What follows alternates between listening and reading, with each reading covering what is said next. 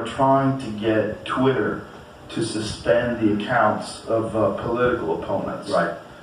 And Twitter's not willing to do it, and so they're going to lose all ad revenue in Brazil, likely. I don't know how they're going to do it, but they're advocating for censorship at such a high level that it's becoming like it's a very strange crisis because it's not being reported in mainstream media.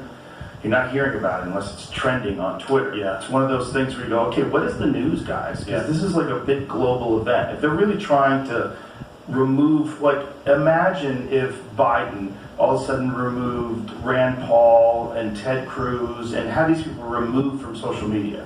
You can no longer post studies that conflict with the FDA's reports. You can no longer post anything.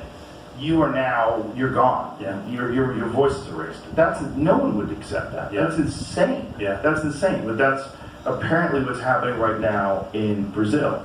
It's the role of social media in all of this, and it's great that Elon Musk's Twitter is standing up to it, but because the role of social media over the past few years has been so sinister. You mentioned the Twitter files, the pre-Musk Twitter regime, which was more than willing to do the bidding of the American government, which was a complete and utter destruction of First Amendment rights. Just because the government went behind closed doors and said to its friends in Silicon Valley, please take this stuff down, that doesn't make it any less of a government intervention into people's freedom to speak and freedom to publish. Right. So governments they've outsourced censorship to private companies, and we've seen the same thing in the UK, where social media companies are forever being called before politicians and